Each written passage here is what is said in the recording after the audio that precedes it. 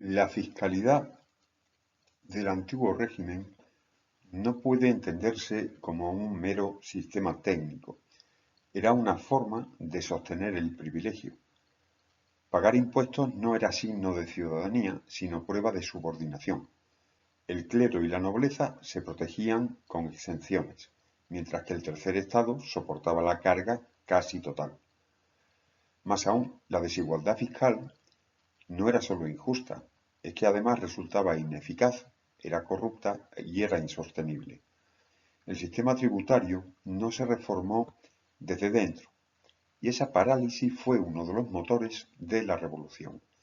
Vamos a ver cómo funcionaba este tema de la fiscalidad, quién pagaba, qué resistencias eh, encontró las propuestas o encontraron las propuestas de reforma y por qué el derrumbe del sistema fiscal significó el principio del fin del antiguo régimen.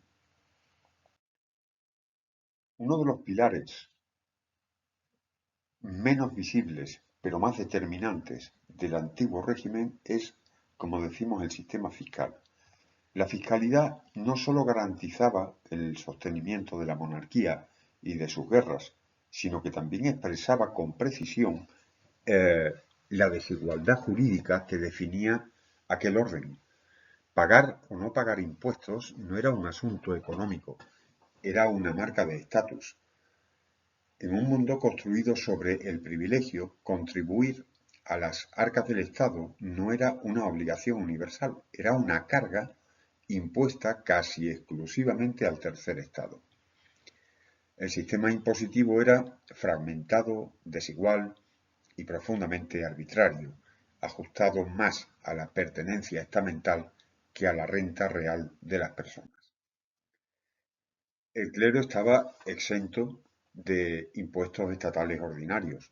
En lugar de pagar, entregaba al rey una contribución simbólica, el llamado don gratuito, negociado con la corona y muy inferior, desde luego, al valor de las posesiones del clero. Mantenía además el derecho a cobrar el diezmo, un 10% sobre la producción agrícola que recaudaban de los campesinos.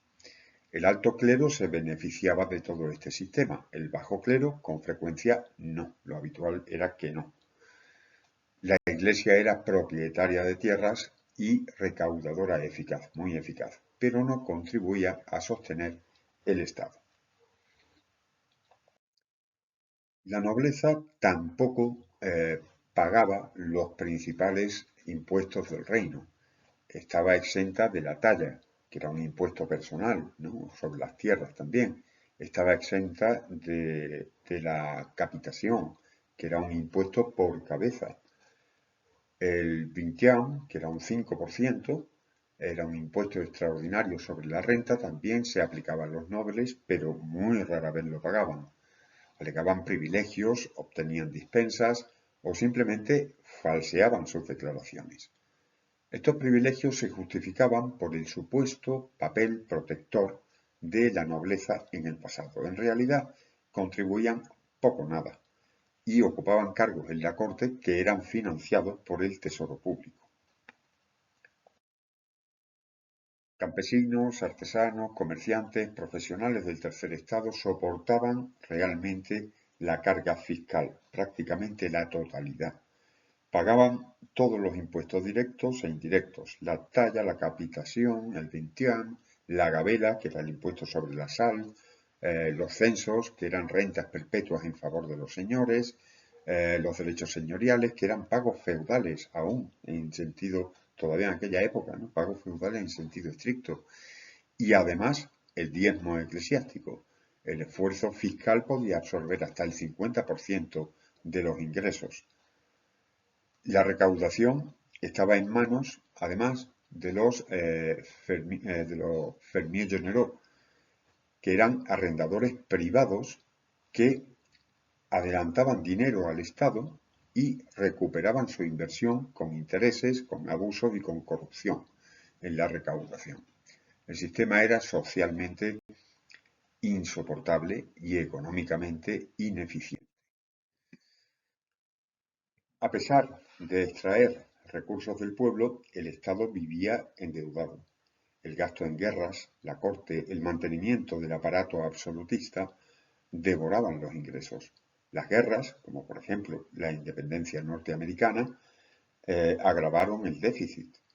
Ministros reformistas como Turgot, como Necker, como Calón, intentaron imponer una cierta equidad fiscal, pero se enfrentaron al bloqueo sistemático de nobleza, de clero y también de los parlamentos. Toda reforma que afectara al privilegio era percibida como amenaza. La estructura fiscal no solo era desigual, es que se había vuelto prácticamente irreformable, y esa rigidez aceleró el colapso del sistema. La crisis fiscal se convirtió en crisis política. La convocatoria de los Estados Generales en 1789 pues no fue sino el intento desesperado del rey de obtener financiación sin tocar los privilegios. Pero el tercer Estado, cansado de sostener el sistema sin tener voz, convirtió la queja impositiva en un conflicto institucional. La noche del 4 de agosto de 1789, la Asamblea Constituyente abolió los privilegios fiscales. No fue solo un gesto simbólico. Por primera vez en siglos, todos los ciudadanos iban a ser iguales ante el impuesto. La igualdad fiscal fue una de las primeras concreciones materiales del nuevo orden revolucionario.